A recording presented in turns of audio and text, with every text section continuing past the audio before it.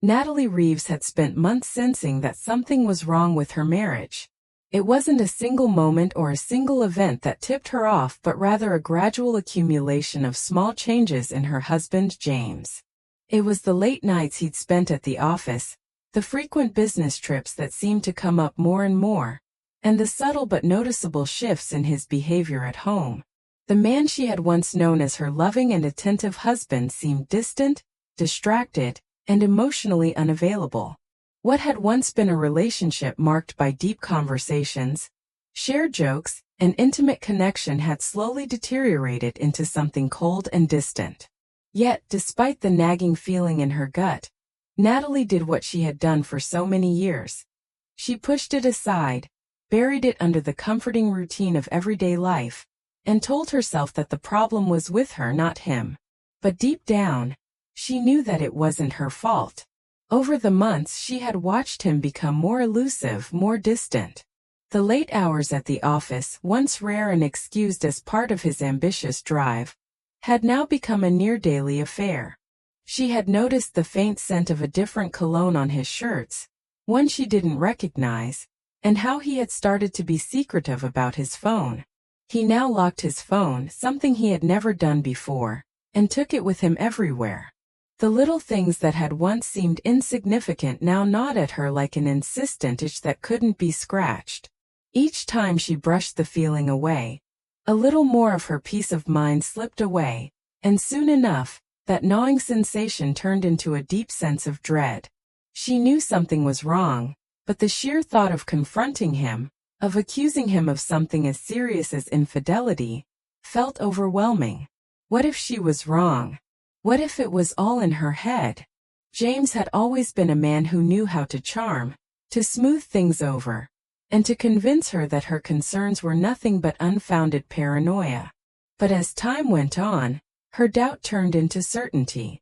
She began to question every late-night dinner he missed, every sudden business trip that was always accompanied by vague details, and every moment of intimacy that had gone from passionate to perfunctory. The tipping point came on their 10th wedding anniversary. Natalie had spent days planning the perfect celebration to mark this milestone in their marriage. She had chosen the upscale Italian restaurant where they had shared their first meal as a couple, where James had proposed a decade ago. She had meticulously picked out a dress, the emerald one he had always loved, and spent hours at the salon getting her hair styled the way he preferred. She wanted the night to be perfect.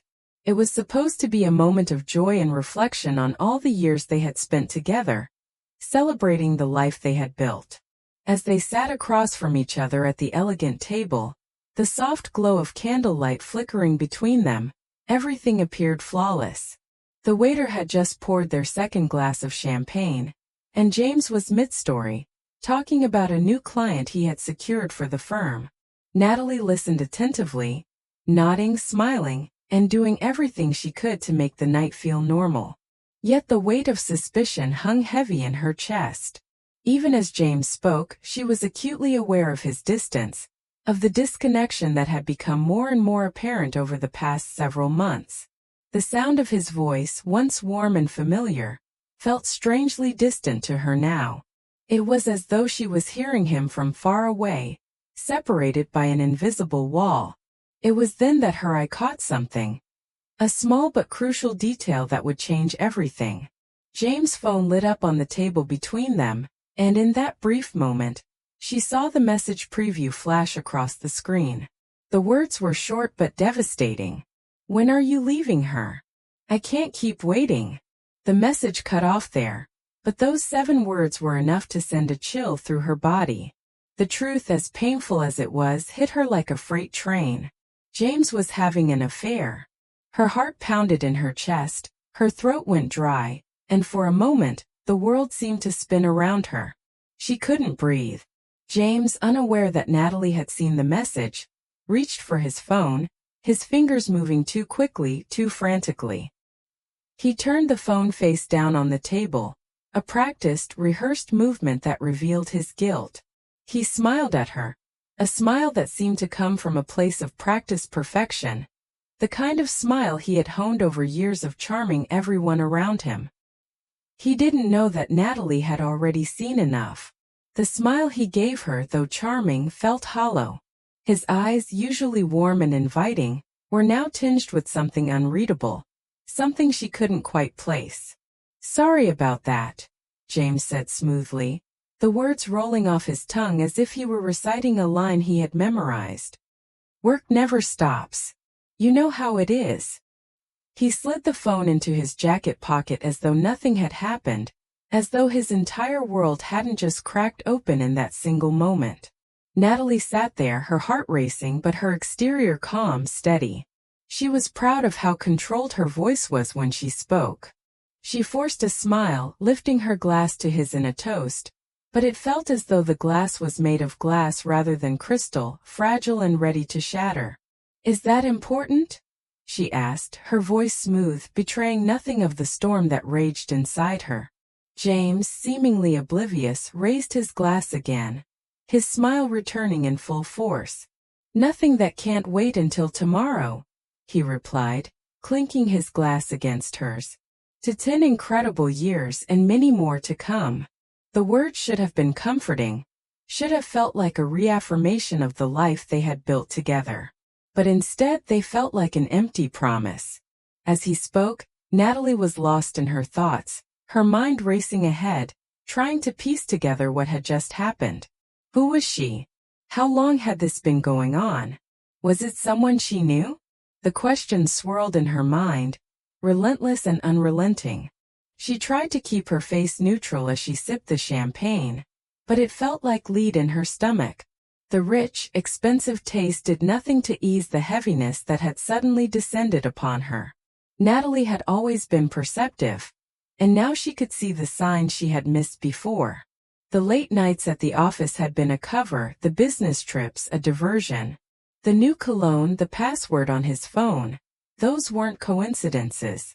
They were signs, undeniable signs of betrayal that she had ignored for too long. "I've got a surprise for you," James said, interrupting her thoughts. He reached across the table, taking her hand in his. His fingers were warm, the same hands that had comforted her through their struggles. They had once been a source of reassurance, but now they felt foreign, like they belonged to someone else. "I've planned a weekend away next month," he continued. "Just the two of us at that vineyard resort you've been wanting to visit. In Sonoma." Natalie forced another smile, though it felt strained. "That sounds wonderful," she replied, but in the back of her mind, she wondered if the woman James was seeing would be texting him while they were away. Would he be planning trips with her too? The rest of dinner passed in a blur. James continued his stories, oblivious to the storm raging inside Natalie. She barely heard the words he said, her thoughts consumed with the devastating truth she had just uncovered. She couldn't bring herself to confront him. Not here, not now. Not in the middle of an anniversary dinner. As they finished their meal, Natalie made a decision. She would wait. She wouldn't confront him here, not in public. She would observe him, gather evidence, and then make her move when the time was right. This wasn't just about the affair. It was about everything. Her marriage, her future, and her ability to protect herself. The drive home was filled with James' cheerful chatter, his voice a stark contrast to the emotions Natalie felt. He talked about work, about future plans, and about everything that seemed so normal and routine. But underneath his words, Natalie could feel the truth pulsing beneath the surface. She couldn't look at him the same way again. When they arrived home, he suggested they open another bottle of wine to continue their celebration. But Natalie knew that nothing would be the same. She smiled, agreeing to his suggestion, but as soon as they walked inside, she excused herself. She needed a moment to think, to process what had just happened. This was the moment she had been dreading for so long. The moment when everything she had known about her marriage, about her life, was turned upside down. The text message had been the catalyst. It had set everything in motion, and now there was no going back. Natalie had always been close to her father, Harold. As a self-made man, Harold had built his life from the ground up, And it was his life's work that instilled in him an acute understanding of the importance of preparation and self-reliance. He had seen firsthand the way people could deceive and manipulate others, and he had been protective of Natalie ever since her mother's death when Natalie was just a child. Harold was a man who had not only built a successful business but also a successful family, one founded on honesty, hard work, and loyalty. Throughout Natalie's life, he had always been there to offer advice, to guide her, and to warn her whenever he felt something was off in her life, particularly in her relationships. When Natalie first met James, her father had been skeptical. Though polite, Harold had maintained a certain distance, watching James with a wary eye. Harold's intuition, honed over decades of experience, told him that James' polished exterior might be hiding a more complicated truth. "He's too smooth, Natalie," he would say, almost in a whisper when they were alone. "Men who charm everyone don't always have the best intentions." But as a loving father, Harold had kept his reservations to himself, never fully voicing his concerns. He knew that Natalie had found someone she was deeply in love with, and he didn't want to undermine her happiness. Instead, he urged her to protect herself, to keep her independence, and to never rely too heavily on anyone, not even a husband, for her sense of security. At the time, Natalie dismissed his warnings, convinced that Harold was simply being overprotective. James was a successful lawyer, driven and ambitious. He made Natalie feel special, valued, and cherished. Harold's concerns seemed unfounded to her, and so she brushed them aside, believing that the bond she shared with James was strong enough to weather any storm. The years that followed seemed to confirm her belief. James and Natalie built a life together, full of shared dreams and common goals. They moved into a beautiful townhouse, began attending social events together, and worked on making their future a reality. James' career at Bennett and Walsh, a prestigious law firm, continued to flourish. They made plans for a family, but things started to shift after their 7th anniversary, when Natalie's father, Harold, fell ill. His slow, debilitating heart condition sapped his energy and left him unable to engage in the activities he once enjoyed. During this difficult time, James had been surprisingly attentive, accompanying Natalie to hospital visits and helping to organize her father's affairs. His actions seemed to prove Harold wrong, reinforcing Natalie's belief that her husband was as devoted as he appeared. Still, as the years passed, Natalie began to notice subtle changes in her marriage. James became more distant, increasingly absorbed in his work. The late nights at the office multiplied, and business trips seemed to come up out of nowhere. The tension between them grew, though Natalie did her best to ignore it. She convinced herself that James' drive to succeed was simply a phase, something that would eventually pass once he had achieved his career goals. But deep down, a part of her wondered if Harold's warnings had been right all along. The intimacy that had once marked their relationship began to fade, replaced by what felt like routine. James was still physically present, but emotionally he seemed elsewhere. His love for her felt distant. The affection he once showered her with now replaced by the coldness of silence and the busyness of his career. It wasn't until the events leading up to their 10th anniversary that everything began to unravel. The increasing signs of James' betrayal, which Natalie had spent months trying to ignore, suddenly became impossible to overlook. The late nights, the increasing secrecy, the new cologne. Each detail was a nail in the coffin of their relationship. Natalie's gut had been telling her something was wrong, but the reality of it, the fact that James was having an affair, was a truth she wasn't ready to face. Yet, after she saw that text message on his phone during their anniversary dinner, she knew it was no longer just a feeling or a suspicion. It was real. The truth had hit her with full force, and it felt like the world had suddenly collapsed around her.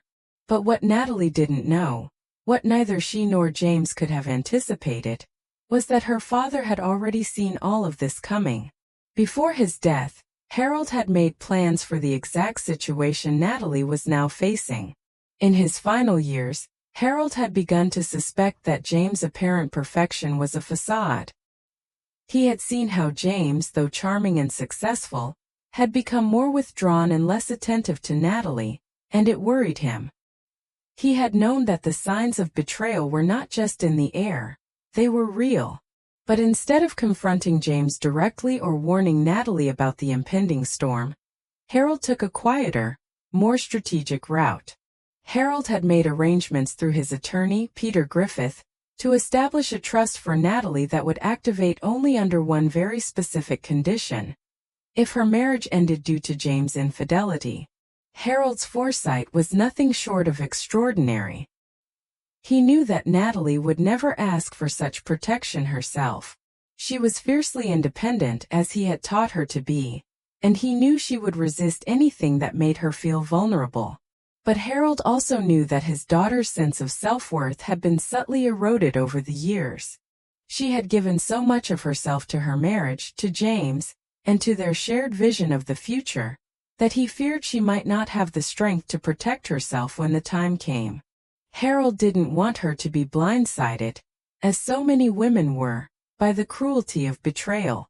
So before his death, he quietly prepared the financial safety net that would shield her from the worst consequences of James' deception. In the months before he passed away, Harold made sure everything was in place. He contacted Peter Griffith and discussed the terms of the trust, outlining the precise conditions under which it would activate. The trust, once triggered, would provide Natalie with financial security and a legal foundation to help her navigate the devastation that James' actions would inevitably bring. Harold's instructions were clear. Should James' infidelity ever tear apart Natalie's marriage, the trust would provide immediate financial relief, access to resources, and a means of safeguarding her future. The trust also included provisions that would protect Natalie's professional life, ensuring that her career and reputation remained intact in the event of a public scandal. When Harold passed away, Natalie was overwhelmed with grief. Losing her father left a void that nothing could fill, but she had no idea that he had left her with more than just his love and guidance. The trust remained dormant for months after his death, hidden in the legal documents Harold had left behind. But when Natalie discovered the truth about James' betrayal, when she saw the text message on his phone and understood the full extent of his infidelity, everything changed. The key to the safety deposit box, which contained the documents that would trigger the trust, was sitting in her jewelry box, waiting for the right moment. Harold had always been a planner, a man who believed that preparation was the key to surviving life's challenges. And now Natalie realized the preparation he had made for her had been more than just financial. It was a lifeline. With the discovery of the affair, Natalie's first instinct was not to confront James immediately but to take control of the situation and protect herself. She had been blindsided by James' betrayal, but she now knew that she had resources at her disposal. Resources Harold had put in place specifically for this moment. As she sat in her father's home office, staring at the documents and listening to Peter Griffith explain the terms of the trust, it was as though a weight had been lifted from her shoulders. For the first time in months, she felt a sense of clarity. She was no longer helpless. She had the power to act. Harold had been right all along. He had understood that Natalie, for all her strength, was vulnerable to the manipulations of a man like James.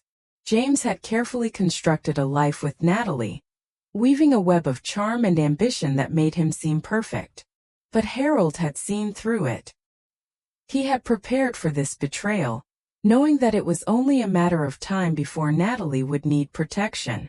The trust, once activated, would not only provide Natalie with the financial resources to rebuild her life, but also offer legal support, ensuring that she could stand up to James and the lies he had told her for years. The trust became more than just a financial safeguard. It became a symbol of her father's unwavering belief in her. Harold had seen something in Natalie that she hadn't yet seen in herself. A strength, a resilience, and an intelligence that could carry her through even the darkest times. The trust was not just a gift of money, it was a gift of self-belief. It was Harold's way of ensuring that, no matter what happened, Natalie would never have to face the consequences of James' betrayal alone. She had the tools to protect herself, and now it was time for her to use them. As Natalie sat in Peter Griffith's office, her father's preparations unfolded before her. She felt an overwhelming sense of gratitude, not just for the financial protection Harold had left her but for the love, the foresight, and the wisdom that had guided her father's every action. Harold had always been her protector, even when she hadn't realized it. And now, in the wake of James' betrayal, Harold's final act of protection had given Natalie the strength to take back control of her life. When Natalie first began to uncover the layers of deception James had carefully built around her, she was stunned by the depth of the lies. Each discovery seemed to dig a deeper hole of betrayal, and the weight of the truth began to crush her, one revelation at a time. What had once seemed like minor, almost innocent changes in his behavior, lateness, secrecy, unexplained absences, suddenly became pieces of a much darker puzzle. The James she had loved and trusted was no longer the man who stood before her, but a stranger who had carefully hidden his true intentions. She had known in her gut that something was wrong, but the gravity of his deception became clearer with each piece of evidence she uncovered. The first sign that something was gravely amiss came when Natalie found James' secret apartment. It wasn't that she had been snooping around in search of something to confirm her suspicions. Far from it. In fact, the discovery came as a complete accident, though in hindsight it seemed almost inevitable. James had been particularly secretive about his schedule lately, working late, canceling plans, and becoming increasingly distant. He had also become much more guarded about his phone and his whereabouts. So when Natalie found a credit card receipt from a restaurant in a city James had claimed he was visiting for a business conference, her heart sank. It wasn't just the location that threw her. It was the fact that the receipt was from a day when he had been home with her, ostensibly working from home that evening. Determined to find out more, Natalie took a closer look at the details of the receipt, and in doing so she uncovered something she hadn't expected. An address for an upscale building in the city center. The apartment building wasn't just any address. It was one that James had clearly been visiting frequently. The realization hit her like a freight train. James had a place of his own, a separate life that she had known nothing about. He had been lying to her, maintaining a life outside of their marriage that he had never mentioned. It wasn't simply a matter of a few late nights or secretive phone calls. This was an entire apartment, a home where James had been hiding his true self. It was a slap in the face, a violation of every trust they had built over the years. Natalie's immediate reaction was one of disbelief. How could he have been living this double life without her knowing? She tried to rationalize it at first. Perhaps it was a business deal gone awry, a place for him to work away from their home, but deep down she knew that was a lie. This was no longer about work. It was about something far more sinister. It was about deception, betrayal, and the realization that everything she had believed about her marriage might have been built on a foundation of lies. But even as she stood there, reeling from the discovery of the apartment, Natalie knew there was more to uncover. This was only the beginning. As if the secret apartment wasn't enough to shatter her world, Natalie's search soon led her to another devastating revelation. A life insurance policy James had taken out on her life. The policy was something she had never heard of, never agreed to, and certainly never signed. When Natalie discovered it, she was left speechless. The policy listed James as the sole beneficiary, with a death benefit of $5 million. At first she thought it was a mistake, perhaps a misunderstanding. After all, it was common for spouses to have life insurance policies on one another, right? But as she dug deeper, she realized this policy wasn't just some normal financial planning tool. No, this was something far darker. The first clue that the policy wasn't a typical insurance plan came when Natalie examined the fine print. There, hidden within the language, was a clause that would activate a double indemnity rider. an additional payout if the death occurred due to an accident. In other words, if Natalie were to die unexpectedly in some tragic accident, the payout would double, bringing the total benefit to $10 million. Her breath caught in her throat as she read this clause over and over again. The implication was chilling. James hadn't just taken out a life insurance policy on her for the usual reasons. No, it was as if he had planned for something to happen to her, something that would provide him with a financial windfall. As Natalie sat there staring at the policy, she felt a cold sense of dread creep over her. This wasn't just about securing her future in the event of an unfortunate accident. This was about something far more sinister. James had taken out this policy with the possibility of her death in mind. But why? Why would he insure her life with such a high payout, particularly under these conditions? Was he planning for her to die in an accident? And if so, was there something more nefarious at play, something far darker than an affair? With this discovery, the picture began to form in Natalie's mind. James had been living a double life, maintaining a secret apartment, lying to her about his whereabouts, and now, he had a financial incentive to see her gone. The more she thought about it, the more the pieces of the puzzle clicked into place. The life insurance policy wasn't just about money, it was about control. James had set this plan in motion years ago, perhaps without fully realizing that his desire for power and wealth would one day lead him to contemplate something as unthinkable as her death. But the deeper Natalie dug, the more she realized that James had been meticulous in his deception, planning for a future where he could maintain his lavish lifestyle, free from the constraints of his marriage, and with the financial means to do so. But James' deception didn't end there. As Natalie continued her investigation into his secret life, she began to notice more and more signs that pointed to a darker agenda.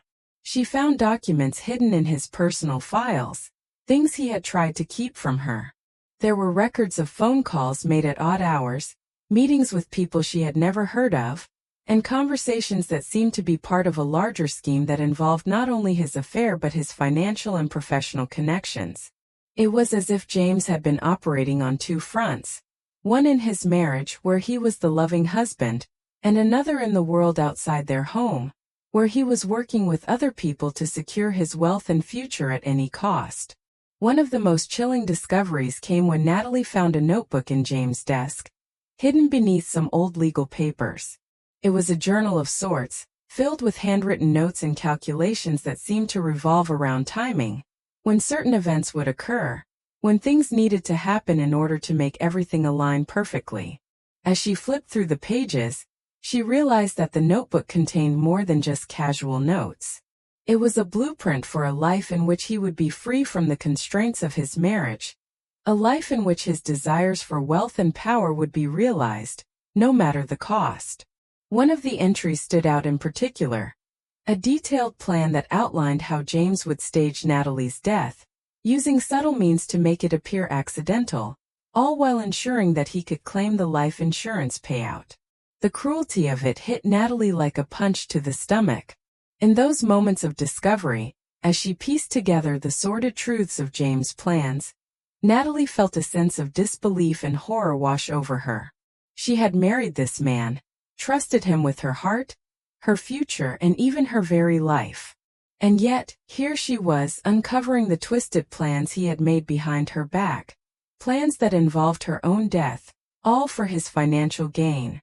It was impossible to reconcile the man she had known with the monster that had carefully constructed this web of lies, manipulation, and betrayal.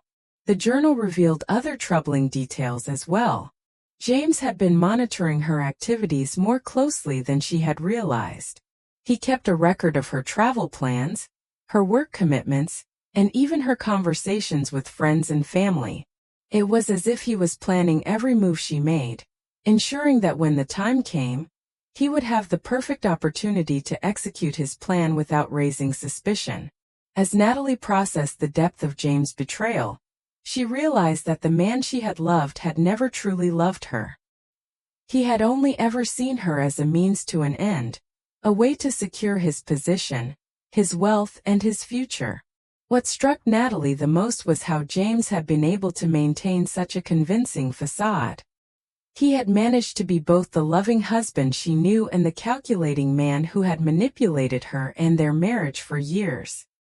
He had been so careful, so meticulous, that she had never suspected a thing. Even as she now sat amidst the wreckage of their marriage, reading through his journal, his carefully planned deceit seemed almost too perfect. But in the end, his own arrogance had been his downfall. His need for control, his belief that he could continue living this double life without consequence, had ultimately led to his undoing. As Natalie stood up, holding the journal in her hands, the full weight of James' deception finally settled in. She realized that there was nothing left of their marriage but the shattered remnants of trust, love, and respect. What had seemed like an ideal life had been a facade all along, and now it was time for Natalie to take control of her future. James had planned her demise for financial gain, but she had already made the decision to fight back. The truth had been uncovered, and Natalie would ensure that James would never again be able to deceive her or anyone else in the way he had deceived her for so long. For weeks, Natalie had been consumed with the unraveling truth about James' betrayal. She had uncovered his secret apartment, the life insurance policy, and a pattern of lies so deep that it seemed impossible to imagine a time when she had trusted him completely.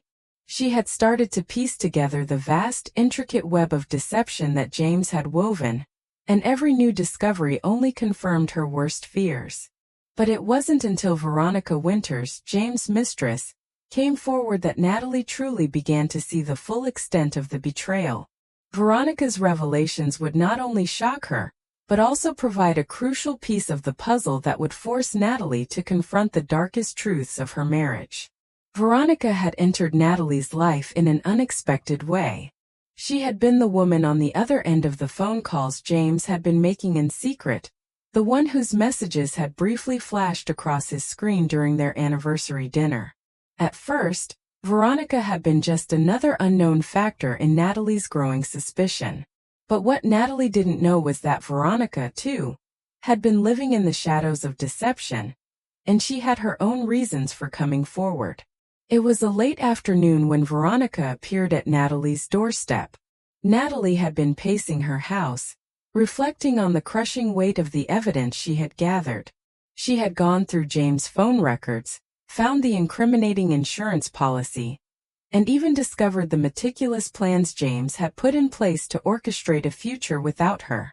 The thought of confronting him, of facing him directly with everything she had learned, had been overwhelming. She needed time to prepare, time to gather herself, but she hadn't expected to hear from Veronica. Veronica arrived at Natalie's door unexpectedly one evening, looking every bit the image of the glamorous woman James had clearly been drawn to. She was impeccably dressed, her designer clothes and perfectly styled hair, a stark contrast to the vulnerability that Natalie felt in the moment.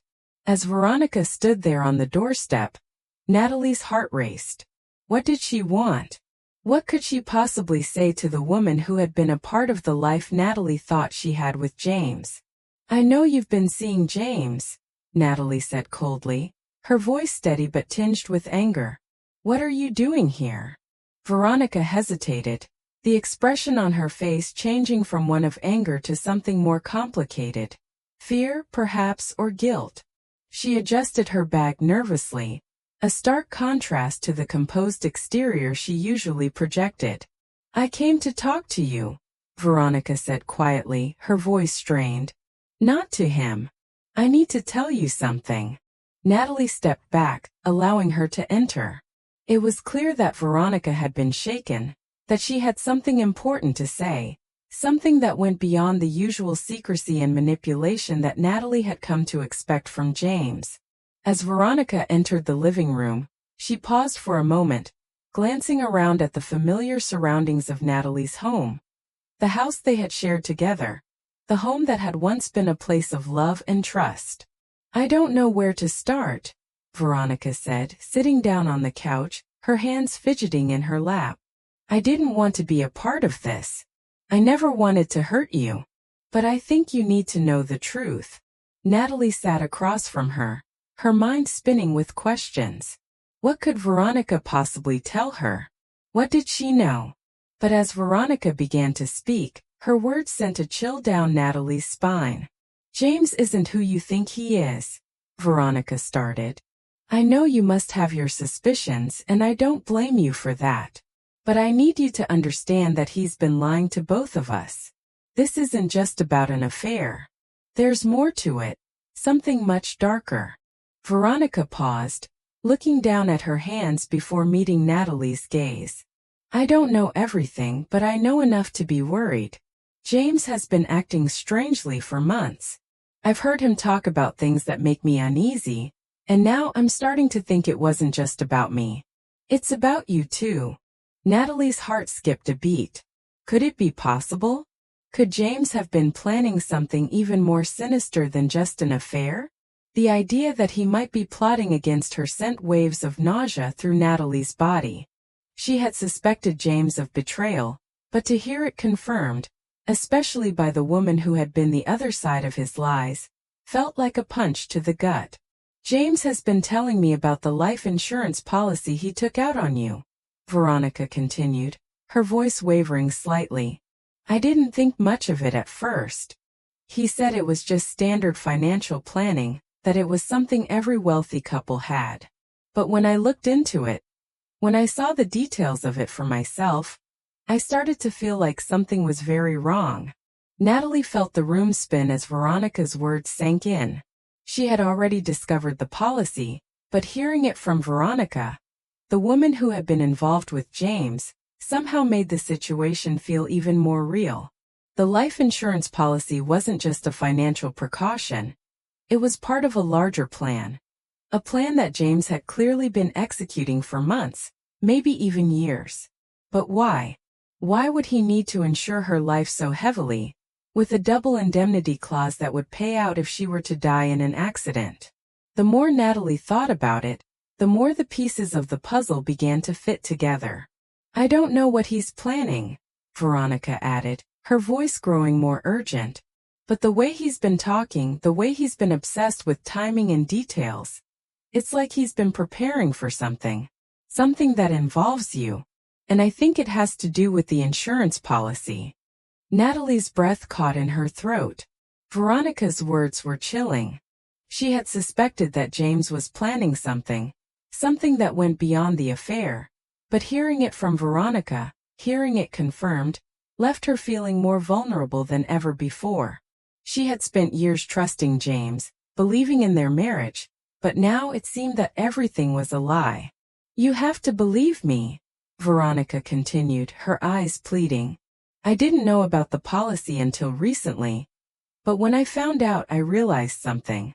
I started looking at the timing, the things he's been saying, and it all pointed to something bigger. He's been talking about how you're a complication in his life, how things would be so much easier if you weren't around.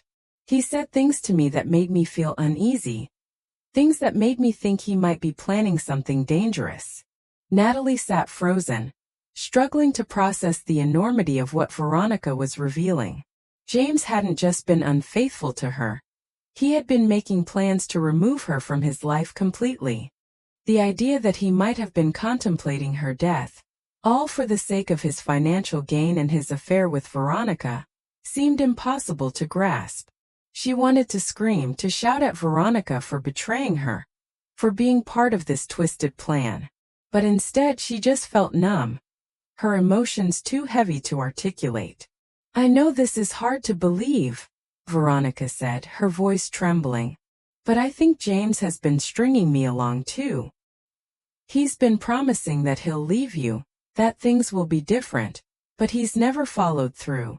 He keeps telling me that once the timing is right, once he's secured his position with his firm, everything will fall into place. But I think he's just been stalling. He's not planning to leave you. He's planning something far more sinister. Veronica's words echoed in Natalie's mind as she processed everything. James had been stalling, holding off on ending their marriage, waiting for the perfect moment when he could be free of her, all while preparing to claim his financial prize. the life insurance payout. The idea that James might have been planning to kill her, to orchestrate her death in a way that would appear to be an accident, was too much for Natalie to comprehend. It felt like a nightmare, and yet the reality of it was sinking in with painful clarity. James has been telling me that he loves me, Veronica added softly, her voice thick with emotion. But I've begun to realize that it's not love. It's control. It's manipulation. And I think he's been manipulating you too, Natalie. I'm not proud of what I've done, but I couldn't just sit by and watch him use me and you for his own gain. I had to tell you the truth.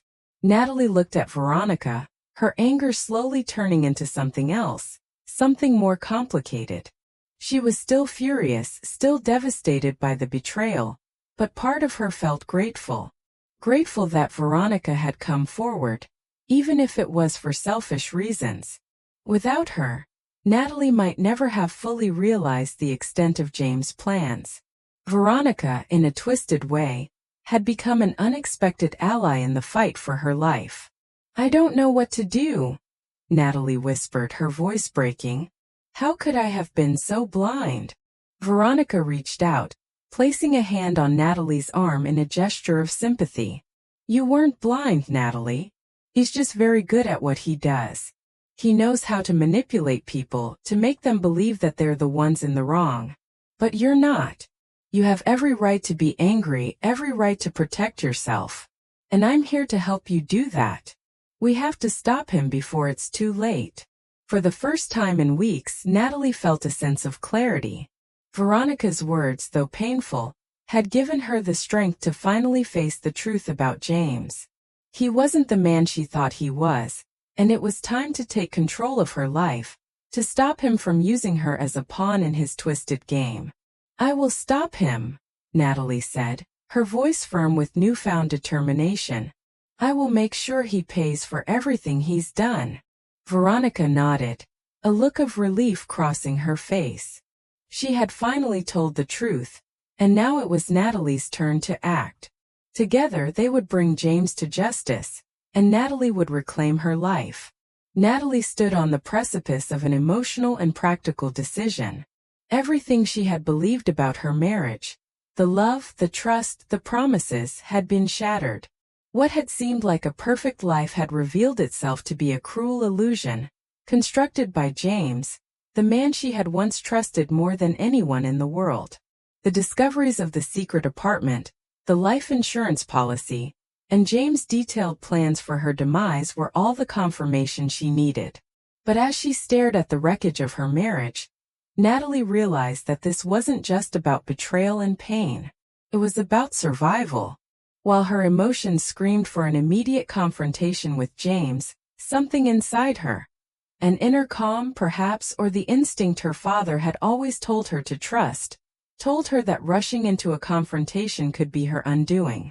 She had already been blindsided once, and she was determined not to allow herself to be blindsided again. If she were going to face James, if she were going to take back control of her life, she needed to do it on her terms, not his. Natalie's first step was clear. She needed to activate the trust her father had set up for her. The trust was her safeguard, her lifeline in a world that had just turned upside down. It wasn't just financial protection. It was a strategic tool that had been carefully constructed to give her the resources and legal support she would need to navigate the devastation James had caused.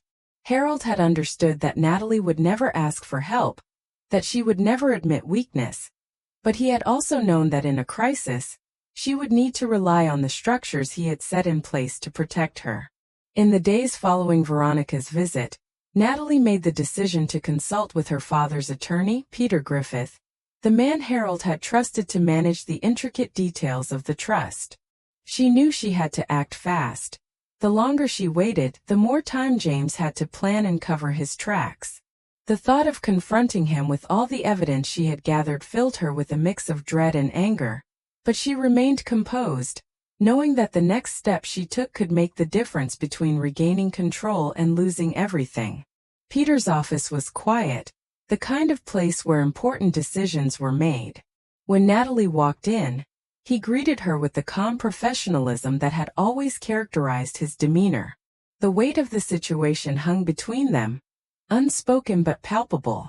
Harold's death had left a void in Natalie's life, but Peter had been there as a steady, reliable presence, guiding her through the legal intricacies of her father's business and estate.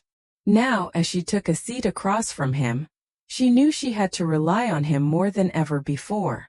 "I've made a decision," Natalie said, her voice steady despite the turmoil inside her. "I need to activate the trust." Peter looked at her carefully, his expression unchanged, but his eyes held an understanding that only came from years of experience. "I'll start the process immediately, Natalie, but I want you to understand that once we activate the trust, there's no turning back. Everything changes from that point on. Your marriage, your financial situation, your career, it will all be in flux. Are you prepared for that?" Natalie nodded without hesitation. She had been living in a fog for days, reeling from the discovery of James' betrayal, but now she had a clear purpose. This was not just about the loss of her marriage. It was about taking back control of her life. James had underestimated her, and she would make sure he realized just how wrong he was. "I'm ready," she said, her voice firm. Peter began the process of activating the trust. As he worked, Natalie's mind raced ahead, contemplating her next steps. The trust was just the beginning. She needed more.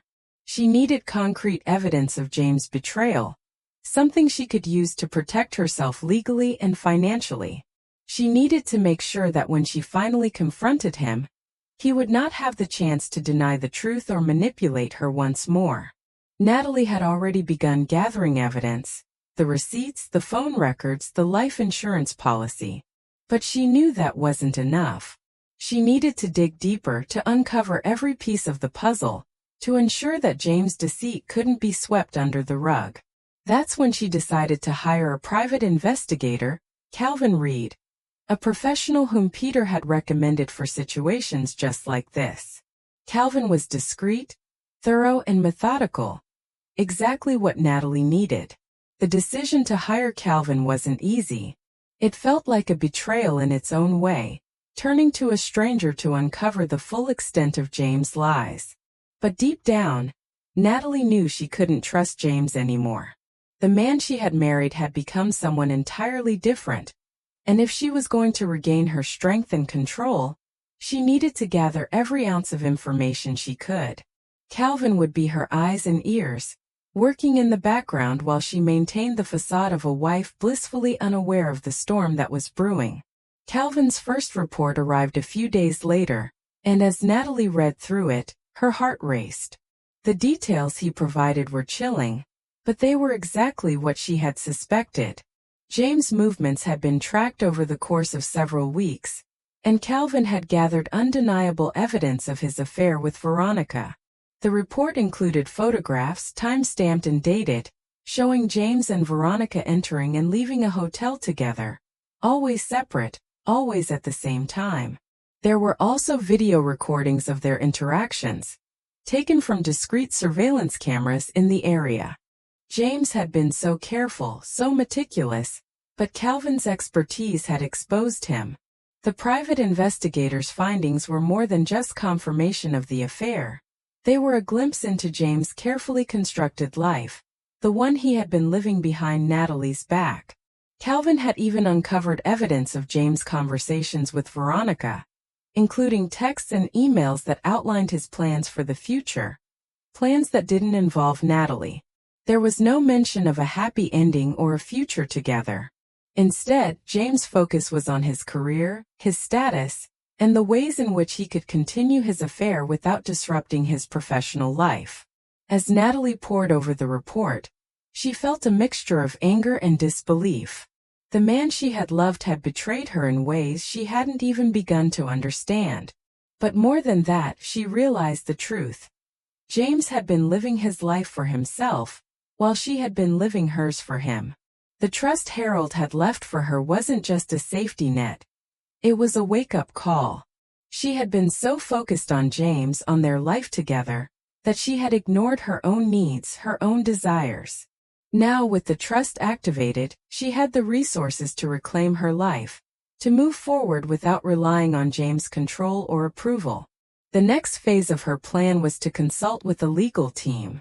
While Peter Griffith was handling the trust and the financial aspects of her situation, Natalie knew she needed a divorce attorney who could navigate the complicated process of separating from someone as powerful and manipulative as James. She hired Shannon Torres, a criminal defense attorney with years of experience handling high-profile cases. Shannon's reputation for handling tough, complicated divorces was well known, and Natalie knew she needed someone who could protect her interests in every aspect of the legal battle. Shannon's first meeting with Natalie was an eye-opening experience. As Natalie recounted the details of her marriage and the discoveries she had made about James, Shannon listened carefully, asking pointed questions and offering calm, professional advice. She didn't sugarcoat the situation, but she also reassured Natalie that she was taking the right steps. "Your father's trust gives you a significant advantage," Shannon said, reviewing the documents Natalie had provided. "But James won't give up easily. He'll try to manipulate the situation, especially when it comes to his career and his image. You need to be prepared for a long battle. But with the evidence you have, and with the financial backing of the trust, you're in a position of strength." Natalie nodded, taking in Shannon's words. She had spent years building a life with James, but now she was ready to build something new. A life that was truly hers. The emotional weight of the situation was still heavy, but with each step she took, she felt a sense of empowerment. The truth had been laid bare, and now it was time for James to face the consequences of his actions. As the weeks passed, Natalie's composure remained unshaken. She continued to gather evidence, consulting with her attorneys and Calvin on the next steps. She didn't allow her emotions to cloud her judgment. The anger she felt toward James was real, but it wasn't her driving force. What drove her now was a desire for justice, a desire to take back control of her future. James had made his choices, and now it was time for her to make hers. With the trust activated, the legal team in place, and the evidence solidified, Natalie knew the time for confrontation was fast approaching. She had all the pieces she needed, and now it was simply a matter of timing. She had decided to wait until the moment was right, the moment when she could present everything James had done to betray her, to manipulate her, and to destroy their marriage. But when that moment came, Natalie would be ready. She would face him with unwavering strength, with the certainty that she had the resources, the legal backing, and the emotional clarity to see this through. The plan was in motion, and Natalie had taken back control. She wasn't just surviving anymore. She was thriving. The woman who had once been consumed by love for James was now a woman determined to live on her own terms. And when the time came to confront him, she would do so as someone who had reclaimed her power, her independence, and her life. For years, James had carefully constructed a life of privilege and success. He had built his career at Bennett and Walsh, a prestigious law firm, steadily climbing the corporate ladder with every carefully orchestrated move. His image as a devoted husband, a successful lawyer, and a man with ambition seemed perfect, too perfect, as Natalie had now realized. What no one knew, however, was the dark web of lies and manipulation James had been weaving behind the scenes. Now that web was unraveling in the harshest of ways.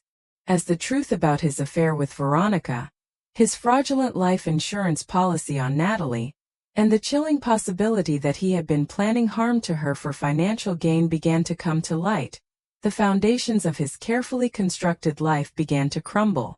The woman he had deceived for so long, his wife, the one who had believed in him above all others, was no longer the helpless, trusting partner he had assumed her to be. She had turned the tables on him, gathering irrefutable evidence of his betrayal, his fraud, and his cruelty. Now, Natalie had everything she needed to ensure that James would face the consequences of his actions. It started with the activation of the trust. Natalie's father, Harold, had prepared for this very moment. And as soon as the trust was activated, everything shifted. The legal team, led by Shannon Torres, swiftly put their plans into motion. The evidence Natalie had gathered was overwhelming, and now it was time to expose James for the man he truly was.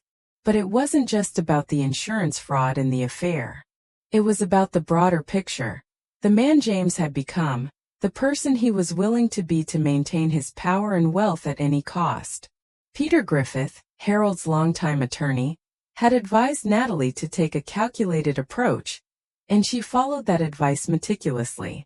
She knew that James would not go down without a fight, and the last thing she wanted was for him to find a way to wiggle his way out of the consequences. So while she continued to maintain her composure, she and her legal team worked quietly behind the scenes, ensuring that every document, every piece of evidence was airtight. Natalie's strategy was to begin with the legal and financial consequences first. James had spent years in control, making decisions that had favored him and his ambitions while sidelining her needs. Now she was in control, and she wasn't about to let him escape responsibility. The life insurance policy James had taken out on her, without her consent, was the first piece of evidence to be used against him. As soon as Shannon Torres filed the necessary paperwork, investigators began looking into the policy. They found that the policy had been forged, using Natalie's signature without her knowledge. The implications were immediate. Fraudulent life insurance claims were a serious offense, and James' involvement in this scheme was undeniable. The double indemnity clause, which promised to pay out an additional $10 million if Natalie died under suspicious circumstances, added an additional layer of suspicion. It was becoming increasingly clear that James had planned for her death, all while deceiving her into thinking their marriage was intact. As the investigation into the insurance fraud deepened, the pieces of the puzzle began to fall into place. The private investigator, Calvin Reed, had already gathered evidence of James' affair with Veronica. The photographs and text messages were concrete proof of his infidelity. But more than that, they revealed the extent of his manipulation. James had been playing both women, convincing Veronica that he would leave Natalie for her, all the while keeping his wife in the dark. But Veronica's involvement in this deceit was about to take a turn. After her conversations with Natalie, Veronica had begun to realize the extent of James' manipulation. She was no longer just a mistress. She was a participant in a dangerous scheme. Veronica had been lied to, used by James in ways she hadn't fully understood, and she wasn't about to stand by and let him continue his plans. With a renewed sense of guilt and clarity, Veronica came forward, providing additional information that would seal James' fate. Veronica revealed that James had been planning to leave Natalie for some time, but he had always made excuses, delays that were never meant to come to fruition. More chillingly, Veronica confirmed what Natalie had feared all along. James had been growing increasingly impatient with Natalie's presence in his life. He had grown resentful of her, even as he maintained the appearance of a loving husband. There were conversations where James had confided in Veronica, telling her how his marriage to Natalie had become a complication, how everything would be easier if she weren't in the picture. Veronica admitted that she had overheard James speaking to someone about his plans to finally take care of things, once the insurance payout was secured. It was as though James had been preparing for Natalie's eventual disappearance, and the mistress, who had once been his secret lover, now became the whistleblower. Her decision to reveal the truth would prove to be one of the most pivotal moments in James' downfall. With the combined evidence of the life insurance fraud, the affair, and the potential for harm, Natalie and her legal team made their move. The criminal charges were filed, and the investigation into James' actions expanded beyond the personal and financial misconduct to include possible conspiracy to commit murder. The public revelations of his betrayal rocked both his professional life and his reputation. The law firm where he had spent years climbing the ranks could not afford to have someone with such a compromised reputation in their midst.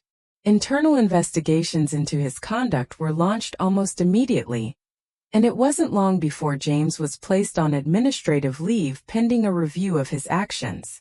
James' professional downfall was swift and brutal.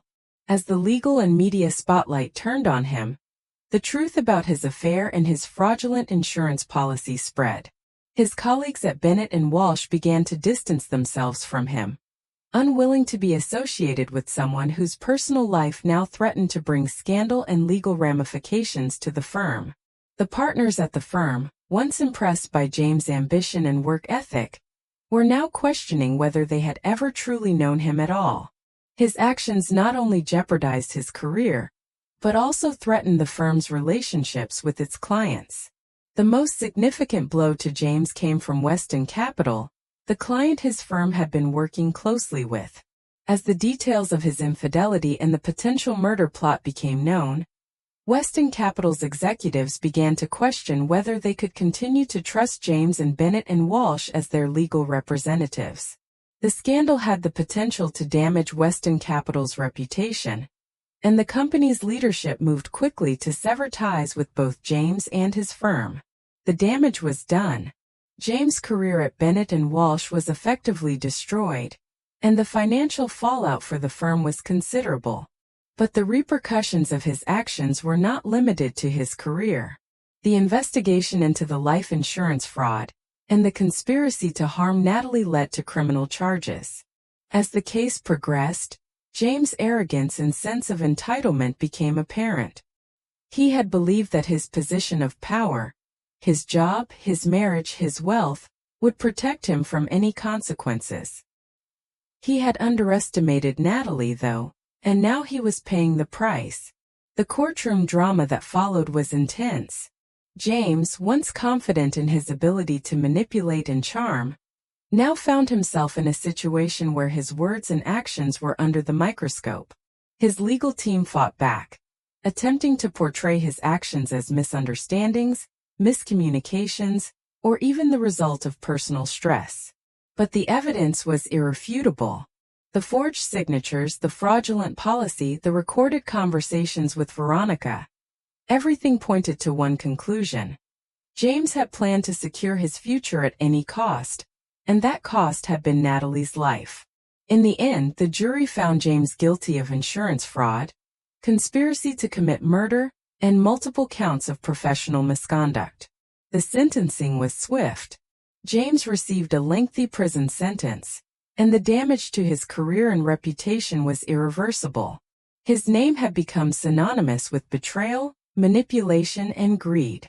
The firm he had worked for had expelled him, and his once promising future had turned into a nightmare. As Natalie sat in the courtroom, watching the man who had once been her husband being led away in handcuffs, she felt a mixture of emotions. There was relief that he would finally face the consequences of his actions, but also sorrow. Sorrow for the life she had thought they had built together, for the trust that had been so easily broken, and for the future that would never be. It was over now. The legal battle was won, and James would serve his time, but the scars of betrayal would take longer to heal. In the months that followed, Natalie began to rebuild her life. The trust her father had established for her provided financial security, and with the settlement from the divorce, she was able to take the first steps toward independence. The pain of her marriage to James would linger, but she was no longer a victim. She had reclaimed her power, and with each day, the life that had once seemed lost was slowly restored. James, on the other hand, would have to face the consequences of his betrayal for the rest of his life. His career was in ruins, his reputation shattered, and his freedom taken away. He had lost everything he had worked so hard to build, and the only thing he had left was the stark realization that his greed, deception, and cruelty had led to his downfall. The man who once seemed untouchable had fallen from grace, and there was no one left to blame but himself. As the weeks and months passed, Natalie began to understand something that, in the midst of her pain and confusion, she hadn't fully realized. The woman who had once been swept away by the glamour and promises of a perfect marriage was no longer the same. The betrayal, the discovery of the fraud, and the exposure of James' manipulation had broken her. Yes, but they had also forged something stronger. Natalie had been forced to confront the darkest parts of her life, to face the reality of the man she had loved and trusted for so long. But through it all, she emerged more resilient than ever. It began with the trust Harold had set up for her, a lifeline that had allowed Natalie the financial security she needed to take her next steps. While the trust had been activated as part of the legal proceedings, it became more than just a financial tool. It became a symbol of her independence, her right to take back control over the pieces of her life that James had held captive for so long. The money from the trust, the support of her legal team, and the network of professionals she had surrounded herself with gave Natalie the breathing room to reassess her life and priorities. But more than that, the trust was a reminder that Harold had always believed in her, believed that she was capable of handling whatever came her way. And with that belief in her own hands, she began to rebuild her world. In the early days after the legal proceedings, Natalie felt an overwhelming sense of loss. The dissolution of her marriage, the end of what she had once believed to be a future full of love and partnership, left her with a gnawing emptiness. The house that had once felt like a home now felt like a tomb of memories, each corner echoing the lies James had built around her. Yet, in the midst of the grief, Natalie found something unexpected. A quiet strength that had always been there, buried beneath years of compromise and self-doubt. Natalie had spent so much of her marriage trying to be the perfect wife, the kind of partner who supported James' dreams, who put his needs before her own. She had sacrificed pieces of herself for the sake of their relationship, convinced that love meant selflessness, that her role was to prop up James as he climbed higher in his career. But now, standing on the other side of his betrayal, she realized how much of herself she had lost along the way. It wasn't just her marriage that had eroded her sense of self. It was the way she had allowed herself to fade into the background, to become secondary in her own life. She had allowed James to define her, to dictate the direction of their shared future. And in doing so, she had forgotten who she was, what she wanted, and what she was truly capable of. With the support of her trusted friends and legal team, Natalie began to reclaim the parts of herself she had neglected. She threw herself into her career, a place where she had always found fulfillment and purpose, but where James had often undermined her ambitions. The promotion she had secured before the end of her marriage, which had once felt like a consolation prize after so many years of waiting for James to fulfill his promises, now became the cornerstone of her personal and professional resurgence. She had risen through the ranks at her hotel group, securing an executive position that allowed her to directly influence the direction of the company. But now it wasn't just about the job. It was about proving to herself that she could thrive without James by her side. Natalie's career began to flourish in ways she had never imagined.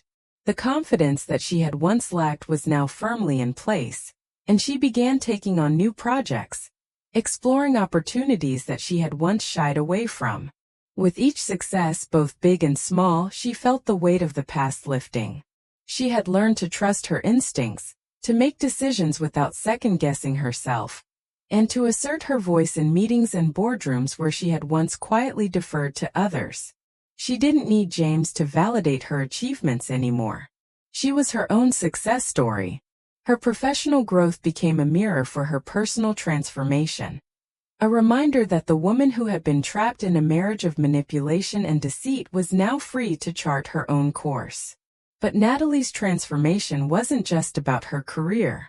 It was about rebuilding herself emotionally, reconnecting with the woman she had been before James' betrayal. She started to understand that true strength wasn't about putting others first to the detriment of her own well-being. Strength was about acknowledging her vulnerability, allowing herself to grieve, but also knowing when to stand tall and move forward. It was a delicate balance of letting go and holding on, of grieving the life she had lost while simultaneously embracing the possibilities of a future that was entirely her own. She sought therapy, not as a sign of weakness but as a step toward healing. The process of untangling her emotions, of understanding how she had allowed herself to stay in a toxic marriage for so long, was grueling. But as the weeks went by, Natalie began to release the anger, the resentment, and the self-blame that had consumed her. She started to see herself not as a victim of James' deceit, but as a survivor. The betrayal, while painful, had given her the opportunity to rebuild her life from the ground up. And now she was stronger than ever, armed with the knowledge that she was capable of navigating whatever challenges lay ahead. It was also during this time that Natalie began reconnecting with her friends. She had distanced herself from them during her marriage, often prioritizing James and his needs over her own relationships. But now, with the space and freedom to do so, she reached out to those who had been there for her before, the ones who had supported her from the very beginning. Slowly but surely, the friendships that had once faded into the background began to blossom again. These women, her friends, her confidants, helped her remember the woman she had once been, before she had allowed herself to be consumed by the demands of her marriage. Their laughter, their support, and their encouragement became an anchor, reminding her that she was not alone. As time passed, Natalie also began to explore the possibility of love again, but not in the way she had before.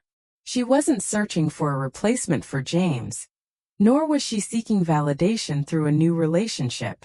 Instead, she was learning to appreciate her own company, to value the sense of peace and freedom that came with being alone. She had learned to love herself, to nurture her own emotional needs before seeking out the approval or love of others. When she did eventually start dating again, it was with the clarity that only came after months of personal growth. She wasn't looking to be completed by another person. She was whole on her own. Her transformation was not just internal, it was physical as well. After years of neglecting her health and well-being in favor of supporting James' career and ambitions, Natalie began focusing on herself. She took up yoga, which not only helped her regain strength and flexibility, but also provided a sense of calm and mindfulness that she had never experienced before. She joined a local hiking group, reconnecting with nature and rediscovering her love for outdoor activities. Slowly but surely, she began to feel strong again, both in body and mind. The emotional scars left by her marriage to James were not something she could simply erase, but they no longer defined her. She had faced the worst of what life had to offer and come out on the other side, wiser, stronger, and more self-aware. She had shed the skin of the woman who had once been a passive participant in her own life and emerged as someone who took control, who set boundaries, and who refused to let anyone, least of all James, undermine her sense of worth.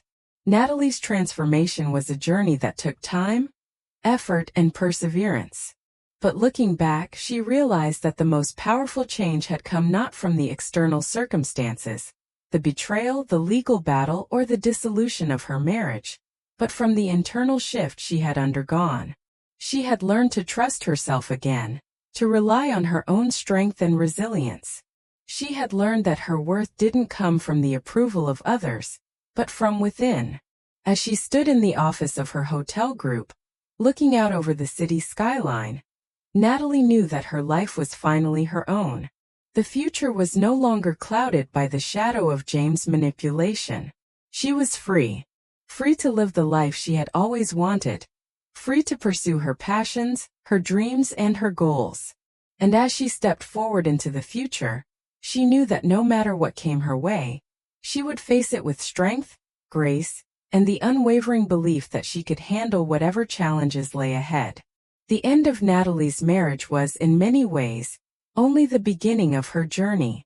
The divorce, the legal battles, and the pain of discovering James' betrayal had all taken a toll on her. But as the dust began to settle, Natalie realized that she had not only survived the storm, but had come out the other side with a renewed sense of self, strength, and purpose. The years she had spent in the shadow of her marriage had shaped her into someone who had learned to doubt herself, to second-guess her worth, and to put others' needs before her own. But the divorce had stripped everything away, and in the process, Natalie had discovered the most important lesson of all: her own resilience. The first few months after the divorce were difficult, as Natalie worked through the final pieces of legal paperwork and adjusted to the shift in her life.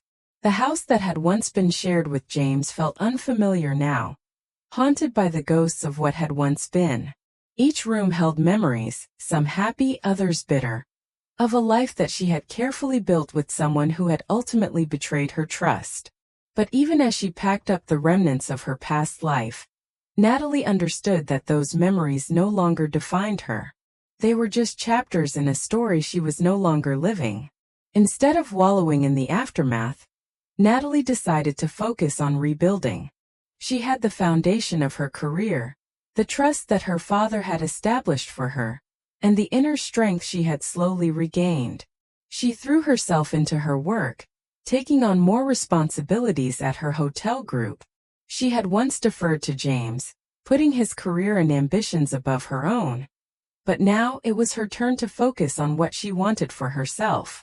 She began to take on leadership roles with more confidence, trusting her instincts and asserting her ideas in meetings. Her professional life, which had always been a source of pride, began to flourish even more than before. She found herself enjoying the challenges that came with her new responsibilities, and each accomplishment, big or small, was a reminder that she was capable of much more than she had ever allowed herself to believe. The trust Harold had set up for Natalie was a constant reminder of the security she had, both financially and emotionally. It was a symbol of the love her father had always had for her, but it was also a tool of empowerment. Natalie had always been self-sufficient, but now she could take that independence to new heights. No longer was she dependent on anyone, least of all James, for her future. Her financial security was in her own hands, and that was an incredibly freeing realization. She could invest in her future, pursue new opportunities, and make decisions without fear of losing her footing. However, personal growth didn't just come from throwing herself into her career. Natalie knew that true healing had to come from within. The emotional scars left by her marriage were deep, and while she had made great strides in therapy, there were still moments when the pain of James' betrayal threatened to overwhelm her. It was during these moments that she reminded herself of how far she had come. She had survived the worst and had emerged stronger. But now it was time to let go of the last remnants of the past, the doubts, the fears, and the belief that she would never be whole again. Natalie worked hard to regain her sense of balance. She rediscovered hobbies and passions that she had abandoned during her marriage. She took up painting, a pastime she had always enjoyed but had let slip away in favor of focusing on James and his needs. She started running again, something that had always given her clarity and peace. She spent time with friends and family, building a support system that was hers and hers alone. Slowly but surely Natalie began to heal. Each day felt like a step forward, a small victory in the war against the emotional toll James' actions had taken on her. But more than just healing, she began to feel alive again, excited about her future, and finally at peace with herself. But as Natalie healed emotionally and professionally, she also found herself growing in ways she hadn't expected. Love, which had once seemed like a distant concept, began to take on a new meaning for her. First, she wasn't interested in dating. The idea of opening herself up to someone else after what she had been through felt like too much. She had learned to love herself, to find her worth without needing validation from anyone else. She wasn't looking for a relationship to complete her, but instead, to share her life with someone who respected her as an equal, who could offer love and companionship without compromising who she was. It was through mutual friends that Natalie met Thomas. He was a fellow professional in the hospitality industry, someone who had heard about her rise within her company and admired her work from afar. Their first meeting was casual, a simple dinner with colleagues, but there was an instant connection between them. Thomas was different from James. He didn't try to impress her with grand gestures or words of flattery. Instead, he really listened to her. He didn't rush things or make her feel like she was required to be anything other than who she was. It was a refreshing change, and for the first time in years, Natalie felt comfortable being herself with someone. Over the next few months, their connection deepened. Thomas never pressured her. He gave her the space she needed to fully rediscover herself. He didn't make her feel as though she had to be someone she wasn't, nor did he try to fix her. Natalie had learned long ago that true love wasn't about being fixed. It was about being seen for who you truly are, flaws and all, and still being loved. And with Thomas, that was exactly what she felt. He admired her strength, but he also respected her vulnerability. Their relationship grew at a pace that felt right, neither too fast nor too slow. There was no rush. There was no expectation. There was simply trust, mutual respect, and the shared desire for something real. Dating from a place of self-sufficiency and confidence was a completely different experience for Natalie. She no longer sought validation or approval from anyone. She had learned that her worth was intrinsic.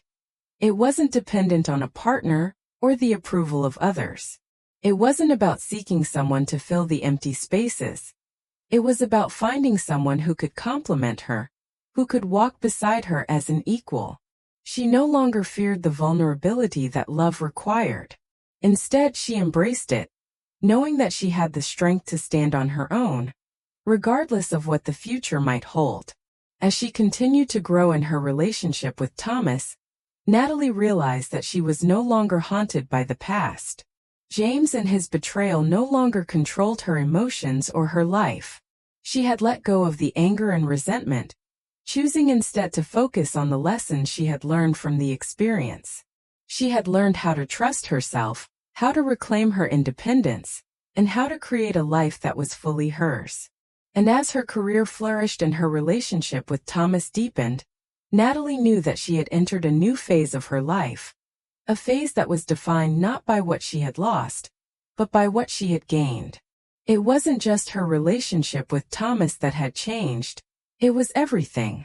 She had created a life that was entirely her own, one that was filled with purpose, passion, and love. The woman who had once felt trapped in a marriage of lies and manipulation was now free to live authentically, without fear or shame. She had rebuilt herself piece by piece, and had found strength in her own journey. Looking ahead, Natalie knew that her future was hers to define. She wasn't sure what the next chapter would bring, but for the first time in a long while, she felt ready to face it. Her career, her relationships, and her sense of self were all in alignment. She had taken the lessons from her past and turned them into stepping stones for her future.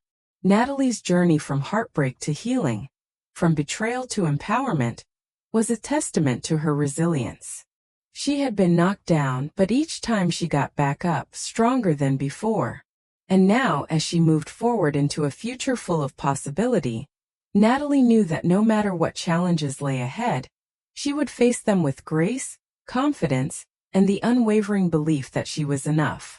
As Natalie sat quietly in the living room of the house she had once shared with James, she found herself reflecting on the journey that had brought her to this point. The silence of the room, the absence of the noise that had once filled it with the pretense of a perfect life, allowed her the space to think. The last few years had been an emotional roller coaster, filled with pain, betrayal, loss, and ultimately transformation. But through it all, one constant remained: her father's legacy.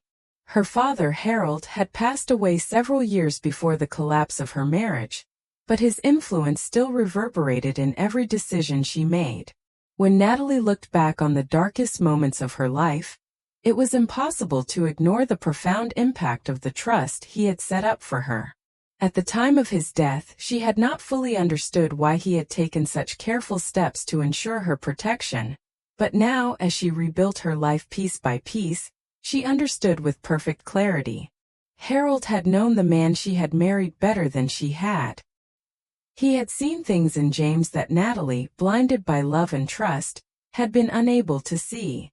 And because he had, Harold had made sure that, no matter what happened, his daughter would not be left vulnerable or defenseless. The trust Harold had established was far more than a financial safety net. It was an act of love and foresight, a tangible expression of his deep care for her future.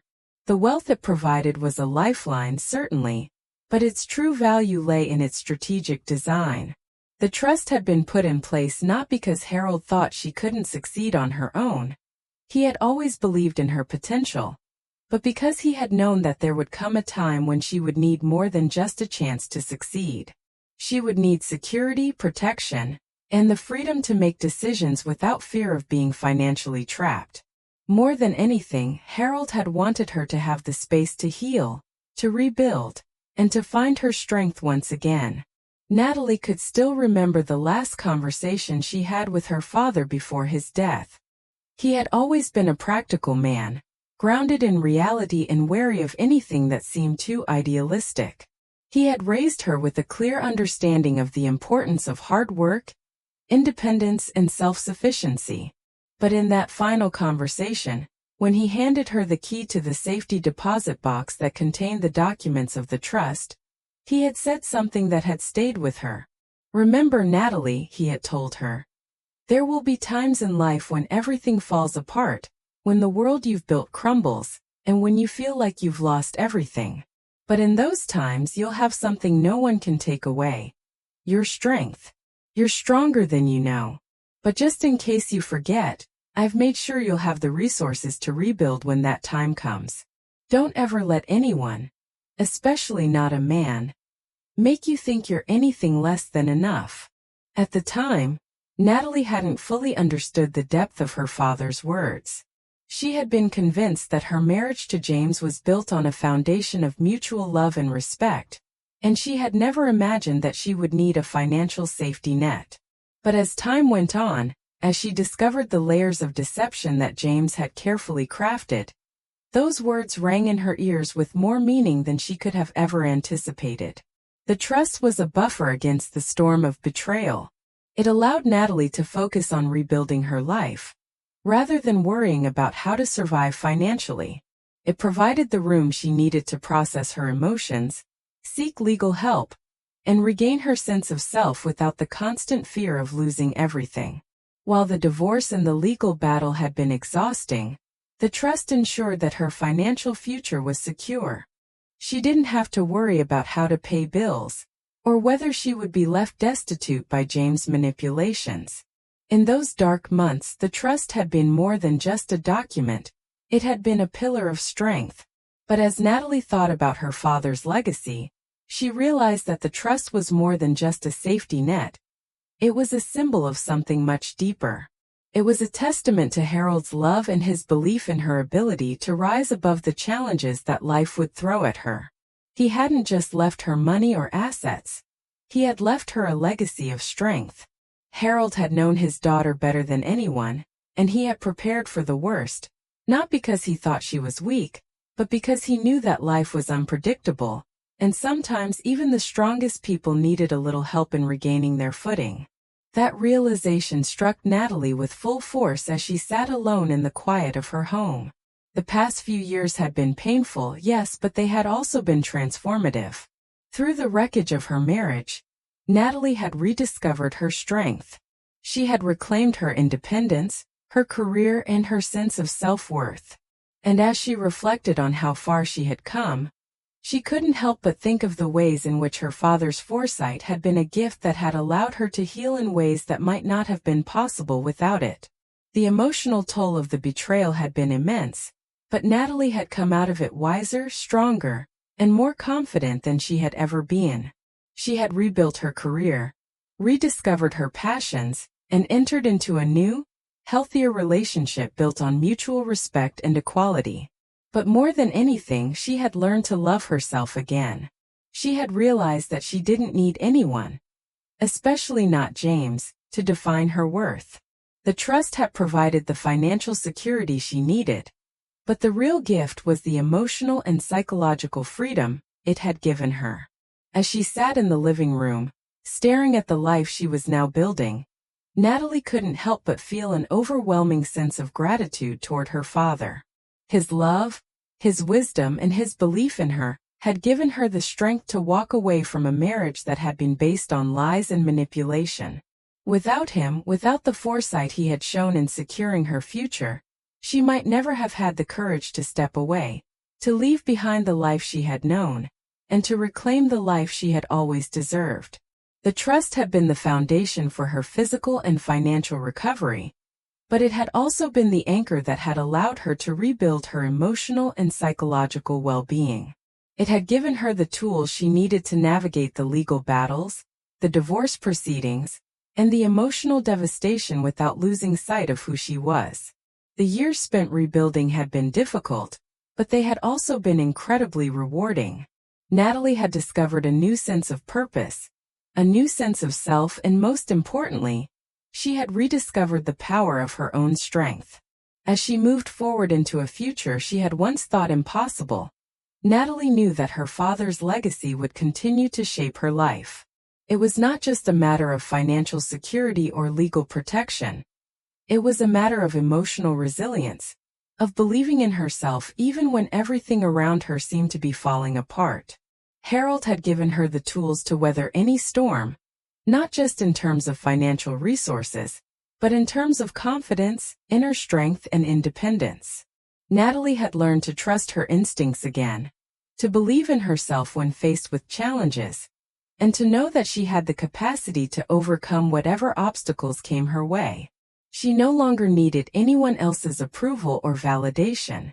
She had the strength to navigate life on her own terms. And every time she thought about her father and the legacy he had left for her, she felt a deep sense of pride and gratitude. As she moved into the future, Natalie knew that her father would always be with her, his love and wisdom guiding her every step of the way. The trust had been the means by which she had regained her footing, but the legacy of strength that her father had instilled in her would continue to be the foundation of her life, her decisions, and her future. And in that legacy, Natalie had found the strength to truly rebuild, not just her life but herself. In 2025, Natalie's story serves as a powerful reminder of resilience, self-reliance, and the importance of foresight in protecting one's future. In a world where financial independence and emotional strength are more crucial than ever, her journey highlights the necessity of having safeguards in place, not just in relationships, but in every aspect of life. One key takeaway is the importance of trusting our instincts. Natalie ignored the red flags in her marriage for years, but when she finally listened to her intuition, she was able to uncover the truth and protect herself. This lesson applies to both personal and professional life. If something feels off, it's worth investigating. Another lesson is the power of financial security. Harold's trust wasn't just about money. It was about giving his daughter the freedom to walk away when she needed to. In 2025, financial literacy, strategic planning, and personal empowerment are more vital than ever. Lastly, Natalie's story reminds us that healing and growth take time, but they are possible. By prioritizing herself, she rebuilt her life, proving that even after deep betrayal, it is possible to emerge stronger, wiser, and more in control of one's own destiny. Natalie's journey is one of strength, resilience, and the power of reclaiming your life after betrayal. She faced unimaginable deception, fought through heartbreak, and emerged stronger. But her story isn't over yet. Now that she has regained her independence, what should her next step be? Should she focus entirely on her career and use her newfound financial security to build a legacy for herself? Should she explore new relationships cautiously, or take more time to heal and rediscover herself? Should she use her experience to help other women in similar situations? We want to hear from you. What advice would you give Natalie as she moves forward? What would you do differently if you were in her position? Drop a comment below with your thoughts, and don't forget to support Natalie by liking this post and sharing your insights.